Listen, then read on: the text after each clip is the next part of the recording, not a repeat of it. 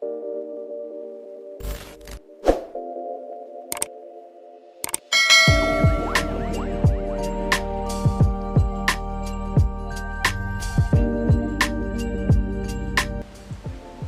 बच्चों, स्वागत है आपका हमारी हिंदी की कक्षा में। तो बच्चों, आज हम हमारी हिंदी की कक्षा में करेंगे 10वीं कक्षा की जो क्षितिज पुस्तक है उसका पाठ 1, जिसका नाम है नेताजी का चश्मा। ये पाठ स्वयं प्रकाश जी के द्वारा लिखा गया है, जिनका जीवन परिचय मैं आपको पहले ही करवा चुकी हूँ। तो आइए अब करते हैं पाठ का सार। तो पहले मैं आपको इसके बारे में बताना चाहूंगी। बहुत ही छोटा सा और बहुत ही रोचक पाठ है और उतना ही महत्वपूर्ण है। तो इसे आप ध्यान से सुनेंगे तो आपको ये पाठ का सार सुनने से ही अच्छे से समझ में आ जाएगा। और मैं वादा करती हूँ, अगर आपने इसे ध्यान से सुना तो पाठ तो समझ में आएगा ही आएगा, इसके साथ साथ आपके प्रश्नों के उत्तर भी समझ में आ जाएंगे, जो कि इसके अभ्यास में दिए हुए हैं। तो आइए शुरू करते हैं पाठ का सार। मैं आपको बताना चाहूंगी, जो ये पाठ है ये केवल एक ही घटना पर केंद्रित है। घटना भी नहीं, उसमें सिर्फ एक नेताजी की मूर्ति है, उस पर ही केंद्रित है। और कैसे शुरुआत करते हैं, हवलदार साहब बताते हैं कि वो हर 15 दिन बाद कंपनी के काम से उनको उस कस्बे में जाना पड़ता था। हवलदार साहब ने कस्बे का नाम नहीं बताया है, लेकिन वो बताते हैं कि कंपनी के काम से हर 15वें दिन उनको वहां उस कस्बे से होकर गुजरना पड़ता था। अब कस्बा मैं आपको बताना चाहूंगी, कस्बा होता है शहर और गांव के बीच का। गांव से थोड़ी सी ज्यादा उसमें सुविधाएं होती हैं और शहर से कम सुविधाएं होती हैं। यहाँ हवलदार साहब बताते हैं कि उस कस्बे में एक लड़कों का स्कूल था और एक लड़कियों का स्कूल था। एक सीमेंट का कारखाना था और एक नहीं, 2 एयर सिनेमा थे, जो वहां पर सिनेमा घर थे, और एक नगर पालिका भी थी। अब नगर पालिका थी तो कुछ न कुछ काम भी करती थी। कभी सड़क पक्की करवा दी, कभी कोई पेशाब घर बनवा दिए, कभी कबूतरों की छतरी बनवा दी, कभी कोई कवि सम्मेलन करा दिया। तो इस तरह के काम नगर पालिका वहां करवाती रहती थी। और शहर के बीचों बीच एक बाजार था, ज्यादा बड़ा नहीं था, एक ही बाजार था। और उस बाजार के बीचों बीच एक नेताजी की मूर्ति लगी हुई थी। और नेताजी की मूर्ति भी बहुत ही लेखक उसी मूर्ति पर उनका ध्यान केंद्रित होता है कि वो मूर्ति कैसे लगवाई गई होगी, किस प्रकार लगवाई गई होगी। क्योंकि नगर पालिका होती है, उसे अपने कार्यकाल में जो उनका बोर्ड का समय होता है उसके अवधि में कुछ ना कुछ करवाना होता है। तो इस बार किसी ने, उत्साही कोई कार्यकर्ता होगा, उसने सोचा होगा कि बाजार है, उसके बीच चौक में नेताजी की मूर्ति की स्थापना करवा दी जाए।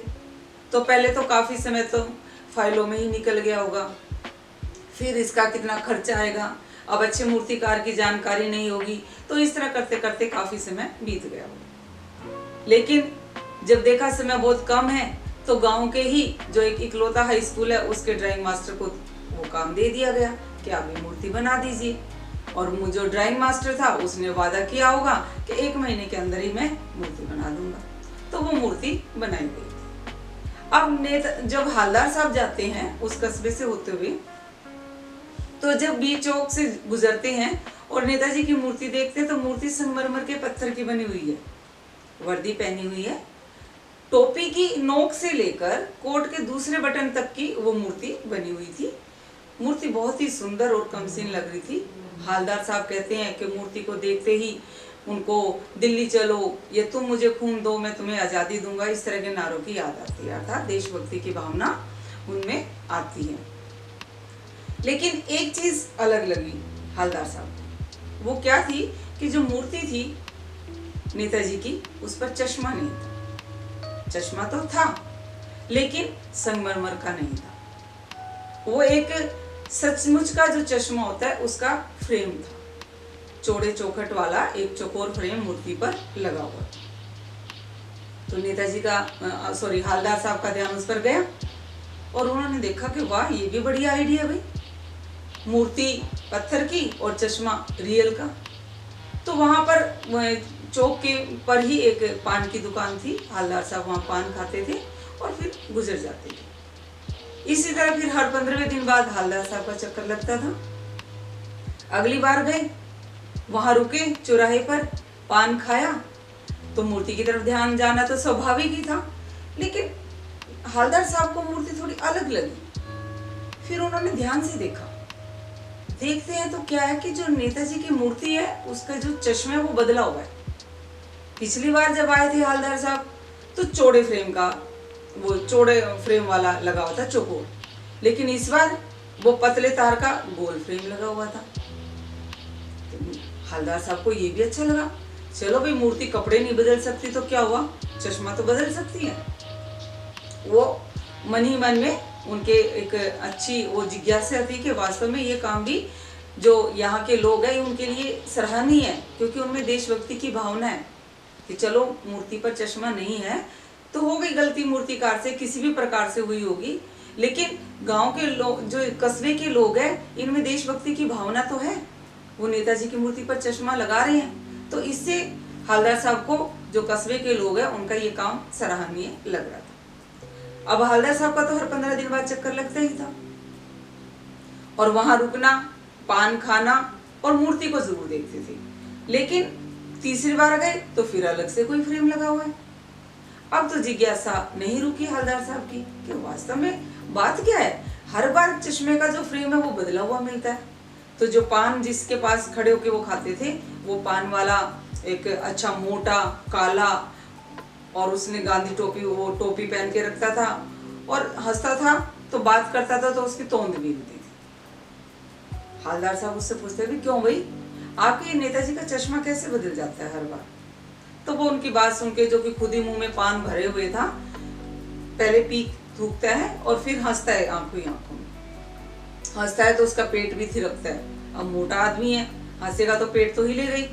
ये मैं आपको इसलिए बता रही हूँ कि एक प्रश्न आएगा आपका अभ्यास में, पान वाले का रेखा चित्र बनाइए, तो आपको उनके बारे में अच्छे से जानना होगा, तभी आप उनके बारे में अच्छे से लिख पाओगे। तो पान वाला आंखों ही आंखों में हंसता है और कहता है कि ये कैप्टन चश्मे वाला करता है।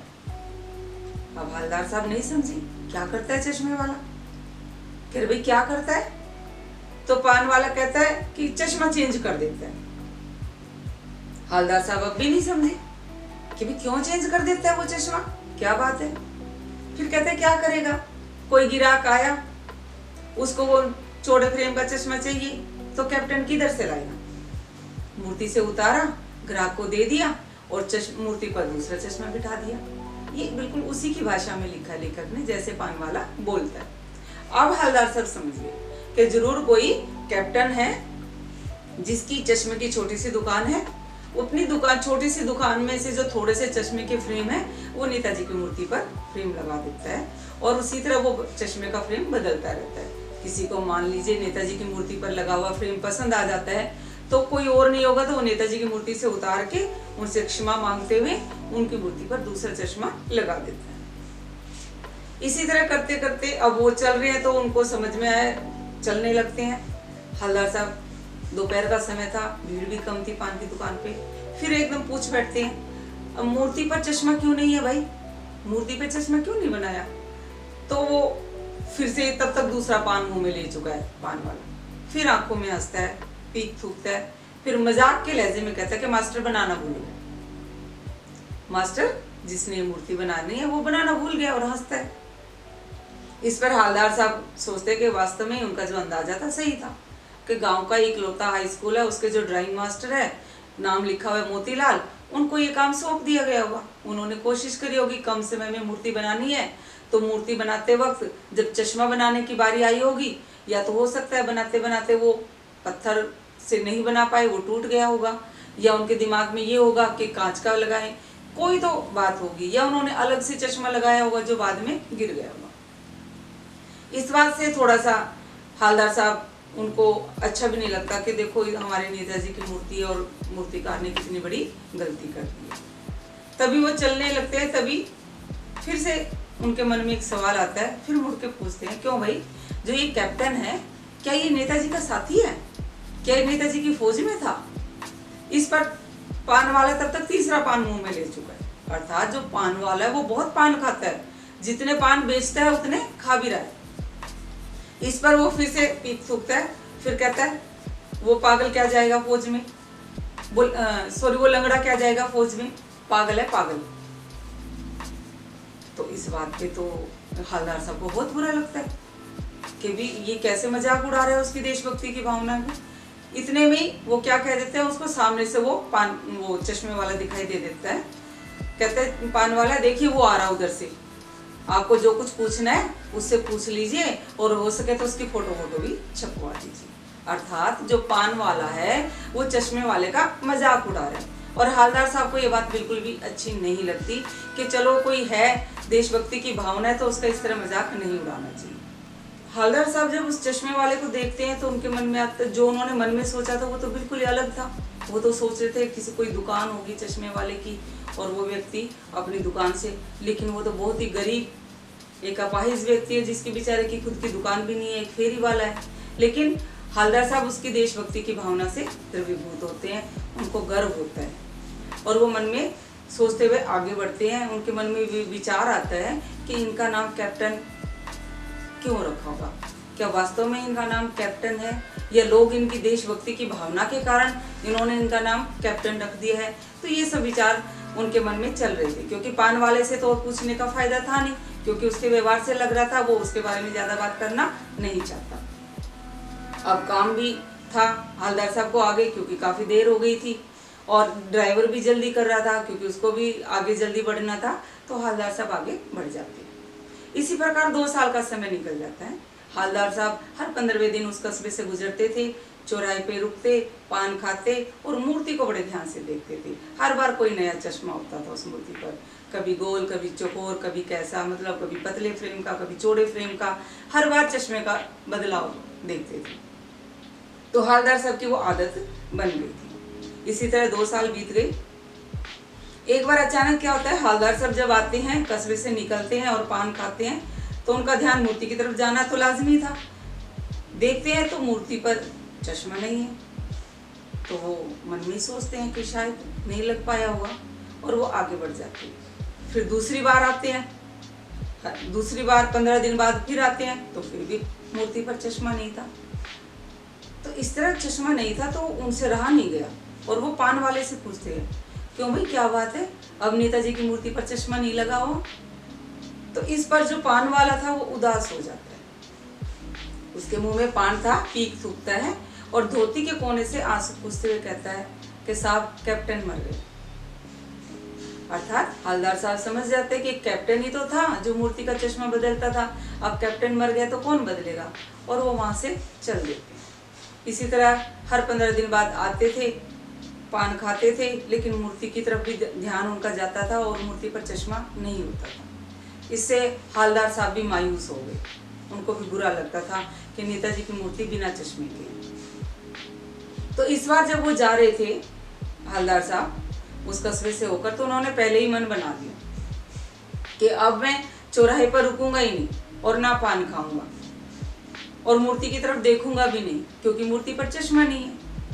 कैप्टन मर गया जो चश्मा बदलता था और मूर्तिकार बनाना भूल गया, तो अब चश्मा कौन लगाएगा, अर्थात मूर्ति पर चश्मा तो हो गई नहीं। तो उनके मन में ये बात आ गई थी कि इस बार मैं चौराहे पर नहीं रुकूंगा। तो उन्होंने ड्राइवर को पहले ही बोल दिया कि भी पान नहीं खाना है, चौराहे पर मत रुकना, आगे खा लेंगे, काम बहुत ज्यादा है, तो सीधे बढ़ लेना। तो ड्राइवर भी गाड़ी लेकर सीधे निकल रहे थे, लेकिन कहते हैं ना जो हमें एक आदत पड़ी होती है तो वहां पर जाकर हम स्वाभाविक तौर पर वो करते ही करते हैं, और वही हुआ हवलदार साहब के साथ। जैसे ही उस कस्बे से निकलने लगे, बाजार के बीच चौराहे से निकल रहे थे, तो उनकी नजर गई मूर्ति की तरफ, और जैसे ही उनकी नजर मूर्ति की तरफ गई तो वो एकदम जोर से चीखे कि गाड़ी रोको। अब गाड़ी स्पीड में थी, अब ड्राइवर ने एकदम ब्रेक लगाई तो बहुत तेज आवाज आई, बाजार में सब देखने लगे, और जैसे गाड़ी अभी अच्छे से रुकी भी नहीं थी कि हवलदार साहब लगभग दौड़ते से पहुंचे मूर्ति के सामने, और क्या देखते हैं कि मूर्ति पर एक सरकंडे से बना हुआ चश्मा लगा हुआ है। सरकंडे जिसके हम कलम बनाते हैं, जिनके मूडे वगैरह बनाए जाते हैं, वो सरकंडे, उनसे चश्मा बना हुआ था और वो चश्मा नेताजी की मूर्ति पर लगा हुआ था। चश्मे को देखकर लग रहा था कि ये किसी बच्चे ने बनाया है, और हवलदार साहब एकदम अटेंशन खड़े हो जाते हैं मूर्ति के सामने और उस चश्मे को देखकर द्रवित हो जाते हैं, भाव विभोर हो जाते हैं कि उनके मन में कहने को तो ये छोटी सी बात थी कि चश्मा लगा दिया, किसी बच्चे ने चश्मा बनाया सरकंडे का और लगा दिया, लेकिन इतनी छोटी बात नहीं थी। हालदार साहब वहाँ खड़े हैं, वो भाव विभोर हो गए हैं कि उनके मन में यही एक बात आती है कि वास्तव में आज भी जो हमारा देश का भविष्य है, यानी कि जो बच्चे हैं, उनके मन में देशभक्ति की भावना है और वो बहुत मन में गदगद है इस बात को लेकर कि कोई तो है, बच्चे हैं, हमारे समाज के लोग हैं, उनमें देशभक्ति की भावना मौजूद है। और यहीं पर हमारा पाठ समाप्त हो जाता है। यहीं तक पाठ है, केवल एक भावना दिखाने के लिए कि बच्चों में या बड़ों में देशभक्ति की भावना थी। एक छोटी सी घटना पर ये पाठ, ये कहानी केंद्रित है और इसी प्रकार ये पाठ यहाँ समाप्त होता है। बहुत ही रोचक और बहुत ही छोटा सा पाठ है। आशा करती हूँ आपको ये पाठ अच्छे से समझ में आ गया होगा। अगर आपको वीडियो पसंद आई है तो लाइक कीजिए और कमेंट कीजिए और हमारे चैनल हमारी हिंदी को सब्सक्राइब कीजिए। धन्यवाद।